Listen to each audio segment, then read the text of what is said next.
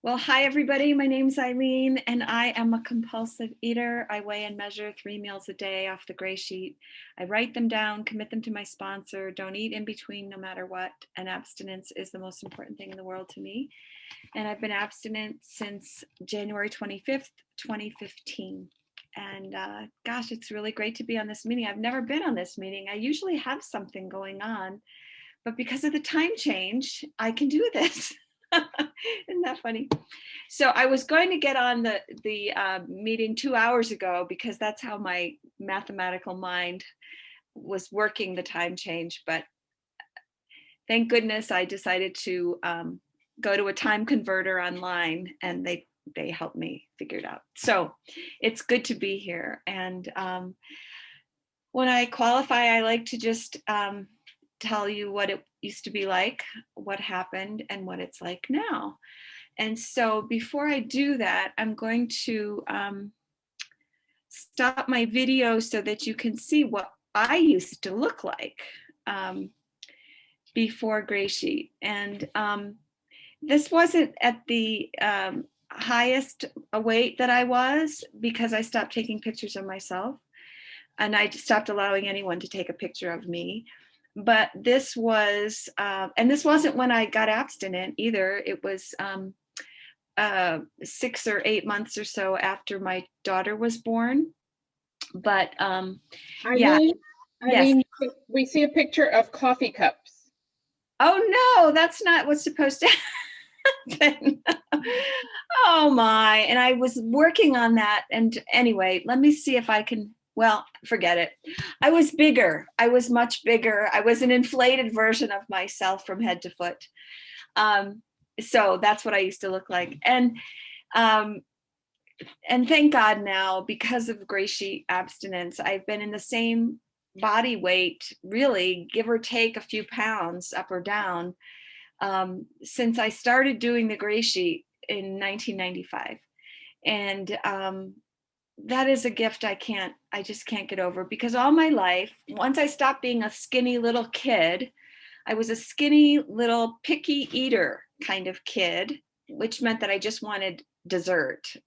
I lived for dessert and penny stuff that I could buy at the corner store. That's all I had an appetite for. That's all I wanted. And they had to force me to eat other food for a while. But when I hit puberty, is when the eating that I was doing, which was basically just eating stuff that I could find that was sweet and that was filling and that I could chew for a long, long time.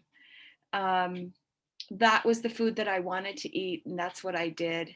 I was a lonely little kid. I had two sisters, but the older one made fun of me all the time, and the younger one, I just ignored her because I was concentrating on winning the approval of my older sister. So anyway, my father was an alcoholic. My mom was a compulsive overeater. We were dieting buddies. She taught me how to count calories when I was about 10. And, I didn't really need to lose weight, but I really liked that connection with my mother. She was happiest when she was baking. And I was just always her right-hand person in the kitchen.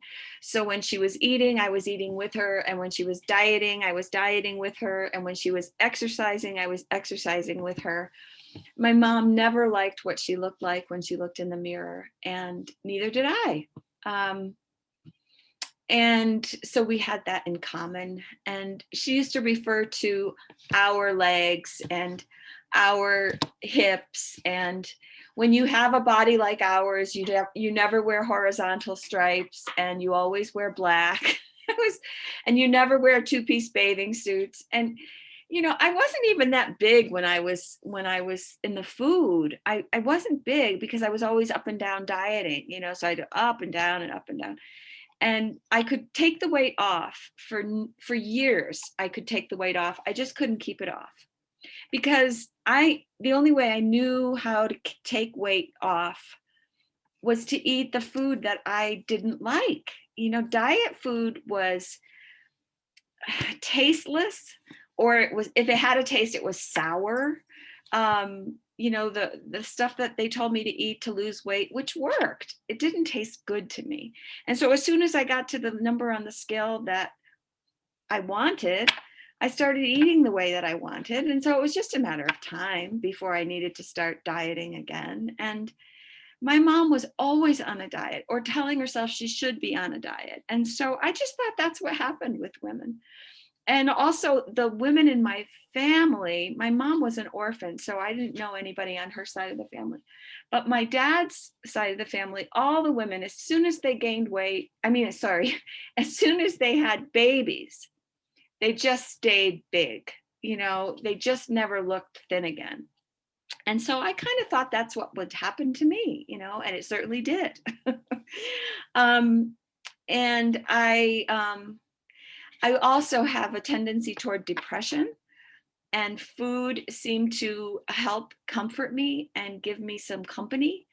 Um, you know, the only joy that I had was on the name of a bar of stuff I could buy at Sadie's store. And my food was the color in my life, the art in my life, the joy in my life.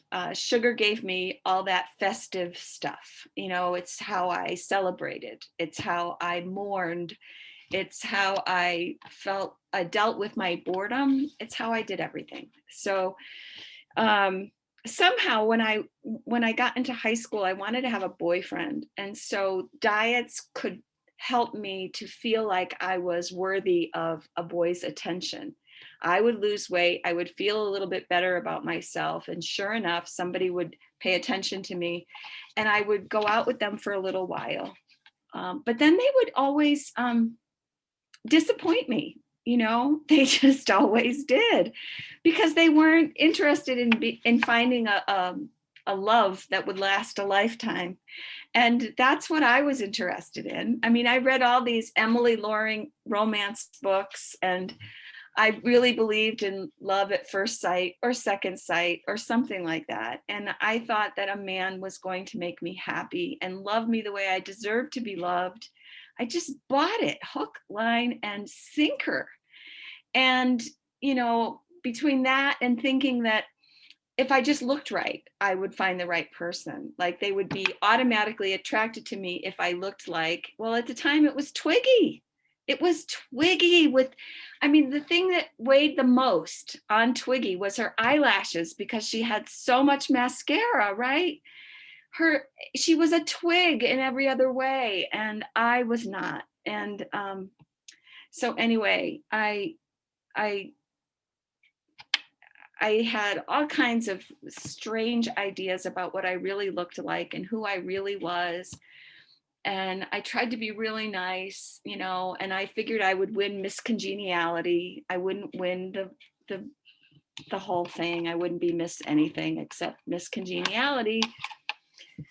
And that takes me to college, where, you know, I was doing the same thing, but I was more hell bent on it. And I also thought that I should be doing something worthwhile with my life, but I had no clue what that was. All I knew was I was supposed to go to college, because the only people I saw escaping from my hometown were the women that went to college. They like left this mill town that I grew up in, where everybody's family worked in the factory. My dad worked in the factory. My mom was a nurse, so she worked in a hospital. But I didn't want to be a nurse. I really did. I had no interest in bodily fluids or blood, anything like. I just know. And so I thought I'd be a teacher, because the people I knew were either nurses or teachers or secretaries. And I became a teacher, and I wasn't a very good teacher. I was a very likable teacher, but I had problems with authority. And when anybody told me how to be a teacher, I would start thinking about the problems of society and how our school should really be. I would get into these, you'd think I was Don Quixote or something, but I was trying to solve the problems of my students so that they could learn. Instead of learning how to be an effective teacher so that they could, you know, have that at least from me. Anyway, I was all confused, and I wasn't I didn't last long at jobs. I would try to find a better school. I would try to find a better environment. I would try to find a better apartment and a better city and a better school and a better boyfriend and a better everything until I finally got married. 5 minutes left. 5 minutes. Oh, thank you. Bless you. I had a baby 3 years later. I was playing keep away with my husband because, and playing the same games my mother played with my father about wanting the sugar for special occasions and then hating him for getting it because don't you know I'm trying to lose weight. And it was just awful. I had a double life. I hid the food that I wanted to eat from him. And I met my neighbor next door. What happened was I met my neighbor next door who had lost a lot of weight over a very short period of time, it seemed to me. It was really like one summer to the next spring, but it seemed like overnight. I just didn't see her much during the winter. And I asked her how she lost the weight, and she told me she went to OA. So she asked me if I wanted to go to a meeting with her, and I did. And they used the gray sheet at that meeting. This was in the 1980s. And they used the gray sheet at that meeting to lose weight, but that you didn't have to do it without exception. So I wouldn't have to do it if I went to a restaurant or anything. But I wanted to lose weight, and the gray sheet really worked. I lost 40 pounds in 4 months, and I was happy with that. But then they gave me the other food plan that allowed certain grains on it. And as soon as I started even looking at that other food plan, it seemed I was off and running, like I didn't know then it was the grains. I just thought I'm good. I know how to do this. I know how to weigh and measure my food. I know how to lose weight. I finally have something I could do for 4 whole months. I don't think I'd ever been on a diet more than 2 weeks. So anyway, I was off and running. It took me 10 years to come back to OA at all. And what happened in the intervening time was I was going to another fellowship, and I did the steps out of the big book with a sponsor. And I got to see how much eating was a part of my behaviors, of everything. Every time I resented somebody, I ate over it. Every time I was afraid, I ate over it. Every time I had problems in relationships, I ate over it. I never saw that in black and white before like that.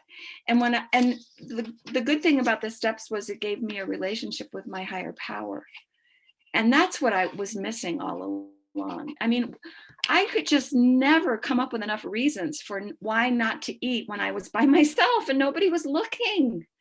Or when the boyfriend was already out of town, or I was already disillusioned with the boyfriend. Like, why would I not eat when I was unhappy? And so the steps gave me that. It gave me a relationship with a higher power. And in that time, in my quiet time, I would hear, you got to go back. You got to go back. You got to go back to OA. And my older sister was the one who said, remember when you did that, what was it, that food plan? That really seemed to work for you. And I thought, the gray sheet, ooh, like, but then she reminded me how good everything tasted and how I had these big meals. I could eat so much, and I was, So anyway, I went back to OA, and at that meeting that I went to, people were talking about relapsing and slipping. And I remembered them using abstinence was a tool in that program of recovery, like the phone and literature and abstinence. And something about that didn't strike me as right anymore because I was in that other program, and I couldn't imagine using sobriety as a tool. I mean, it's like you're left. 1 minute. Thank you. So I got into, I left that meeting halfway through, and I went across the river, the Charles River, to Cambridge, to the Cambridge Grey Sheet meeting, the Mother House, they call it. And I sat down and listened to people talk about recovery, and I cried through the whole meeting. And someone offered to be my sponsor, and she's no longer in the program. And several of the people that helped me get abstinent are no longer in the program, but I still am. And I'm just so grateful for that. I am just so grateful for the food that I get to eat, which is delicious, for the peace of mind that I have around it, for the fact that I was just reading in the newspaper, the average American gained 29 pounds during this year of COVID.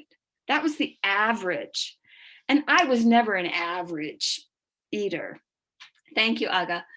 So I'm just grateful that I have this program, I have all of you, and I never have to do this alone again or try to figure it out. And thank you for listening.